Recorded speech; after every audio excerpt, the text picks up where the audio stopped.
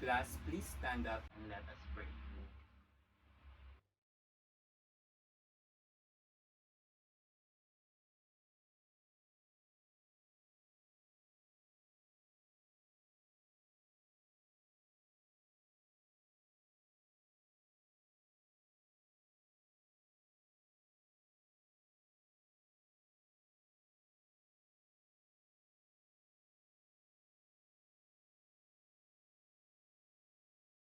Okay, please take your seats.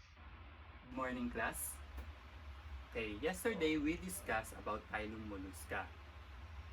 And let's have a quick review regarding our topic yesterday. All you have to do is you determine whether the statement is a fact or a bluff. Are you ready, class? Okay, the first statement is Phylum Mollusca refers to the group of animals with soft body. Jellyfish is an example of it. It is a fact or a bluff. Okay, let's check if your answer is correct. Okay, it is a bluff. Very good. Because jellyfish or starfish is an example of echinoderm. Okay, the second statement is Mollusca exhibit radial symmetry. It is a fact or a bluff.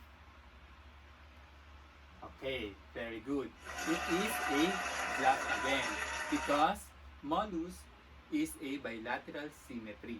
Okay, class, bilateral symmetry is the left and the right side of an arthropod are the same.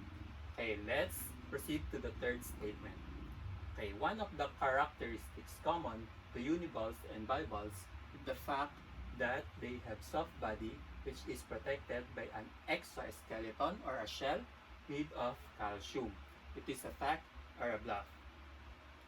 Okay, very good. It is a fact. Okay, the last statement is it is a fact or a bluff. There are some mollusks which do not have outer shell. Example of these are the squid and the octopuses. Okay, let's check if your answer are correct. Okay, it is a fact. Okay, very good. You answer it all correctly. Class, I have here some pictures of an animals. We have butterfly, spiders, crabs, centipedes, and millipedes. In what phylum do these animals belong? Okay, very good. It is belong to Phylum Arthropoda.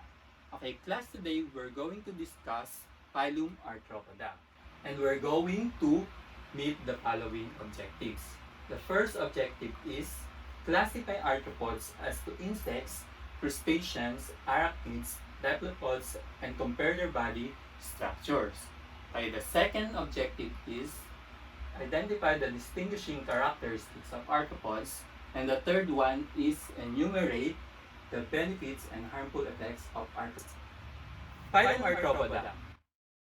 Phylum Arthropoda. 3/4 of all animal species are belong to Phylum Arthropoda, such as insects, spider, lobsters, millipedes, and centipedes. The name arthropods, it comes from the Greek word arthros means joint and pods means food. Arthropods is an invertebrate animals that has an exoskeleton, segmented body, and jointed appendages. Okay? If the organism has exoskeleton with joints between its feet and its body, it is probably an arthropod. Okay?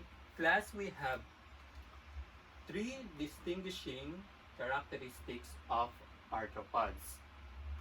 The first one is we have jointed appendages, the second is segmented body, and the third is exoskeleton. The first characteristics of arthropods is have jointed foot.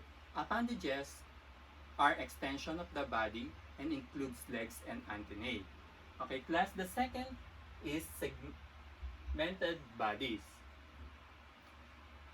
Okay, then the third one is we have exoskeleton. Okay, exoskeleton is a hard outer covering used for protection made of chitin. Exoskeleton is composed of protein and two carbohydrates called chitin. Okay, class, I have here a short video of molding process for you to appreciate it more. Okay, class.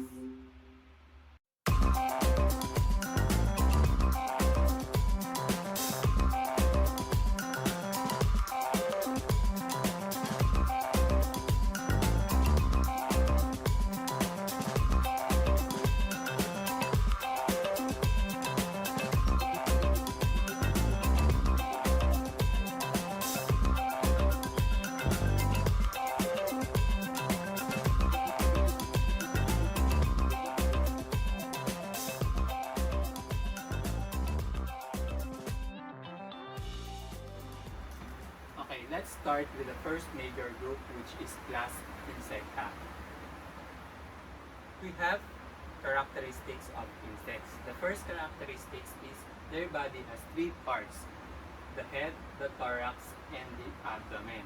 The second characteristics is their head has one pair of antennae. And the third characteristics is their thorax has three pairs of jointed legs. Okay, I have here a example of insects. Okay, so we have the three body parts: the abdomen, the thorax, and the head. Okay, now let's proceed to the second classification of arthropods. The second classification of arthropods is class Arachnida or arachnids. Okay, class Arachnids is a group of more than 100,000 species, including spiders, scorpion, and mites. Okay, the characteristics of arthropods or arachnids is arachnids have a body that divided into two parts: the cephalothorax and the abdomen. It attached to the cephalothorax are the four pairs of legs. Again, arachnids have two body parts. We have the cephalothorax and the abdomen. It attached to the cephalothorax are the four pairs of legs. Okay, and they don't have any antennae. Okay, the third classification of arthropods are the class crustaceans. The characteristics of crustaceans is the only subphylum of modern arthropods that contains mostly in aquatic members. Okay, we have crabs, lobsters, and some other example of crustaceans. Okay, the fourth classification of arthropods are the class myriapods. Okay, class myriapods are, we have divided into two: the chilopoda or the centipedes, and the second one is the typhlopoda or the millipedes. Okay, centipedes is they live in soil and other materials. They have two body regions consisting of head and the trunk. Okay, they have one pair of antennae and more than 5 pairs of legs. Okay, one pair of leg each body segment. The second classification of myriapods are the diprotodonts or the millipedes. Millipedes means thousands of feet. Millipedes have many legs. Okay, they live also in soil and other solid materials. They have two body regions consisting of the head and the trunk. And they have one pair of antennae and more than 5 pairs of legs. Okay, class.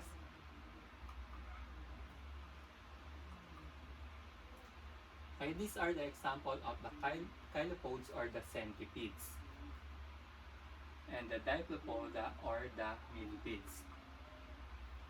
Okay, class. Let us now have a summary of what we discussed today. You're going to complete the diagram by answering the following questions. Okay?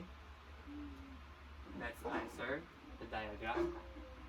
Okay, The basis for comparison, we have the four classification of arthropods. The number one is in class Insecta, number two is class Arachnida, number three is class Crustacean, number four is class Myropods or divided into two, the Chilopoda and the Dipoda. Okay, the body divisions of the Insecta is the head, thorax, and the abdomen. The Arachnida is we have cephalothorax and the abdomen. Crustaceans is also cephalothorax and abdomen. The Chilopoda or the centipedes is we have the head and the trunk. The Diplopoda or the millipedes is the head, thorax, and the trunks. Okay, the number of legs. We have the class Insecta, we have 3 pairs. In arachnids, we have 4 pairs. In crustaceans, we have 5 pairs or more. In Chilopoda, we have 1 pair per segment. And Diplopoda, we have 2 pairs per segment. Okay, let's proceed to the antennae. Okay, the Insecta is 1 pair of antennae, and the Arachnida, the absent of the antennae, they don't have any antennae. Okay, crustaceans is we have 2 pairs of antennae. Chilopoda is 1 pair pegs per segments of the antennae, and Diplopoda is 1 pair of antennae. Okay, the examples of insects is grasshopper. Arachnids, we have spiders. Crustaceans, we have crabs and lobsters. Chilopoda, we have centipedes. And Diplopoda, we have millipedes. Okay, class. How insects and other arthropods helps and harm us? Okay, the benefits of the insects or the arthropods in our life is, number 1 is pollinate many kinds of food plants. Number 2, eat or break down the dead plants and animals and eat many kinds of pests organisms. It also make food products such as honey. Okay? Make clothing products such as silk, serve as food for other animals, serve as food for many people, important in scientific study of biology, help researchers find cures for diseases, help police solve crimes. Okay, now, the problem that give to us with the arthropods is, number 1 is transmit disease to the people and animals. Number 2 is damage landscape plants, annoy people like ants, and the last one is damage wood structures or the termites, eat food crops and damage plants, can be parasites and feed or people or animals. Okay, class, I want you to reflect on the pictures that I have shown. Okay, you're going to give the importance of all types of arthropods. Okay, this is the picture. Okay, class, you're going to give the importance of all types. Okay, now class, what have you realized in the terms of life lessons regarding the pictures of our topic for today? Okay, very good. As a human being, I think we are all entitled to live regardless of what kind of species we are, as we are existing to have the right to live. Okay. All living creatures that are existing here on earth has a rightful to live. We human are just lucky because we have the intellectual capacity. That's why we should help and preserve other creatures to be free and live. Okay, class, please get 1/4 sheet of paper and you have to answer the following questions. Okay? Okay, class, that's our lesson for today. Okay?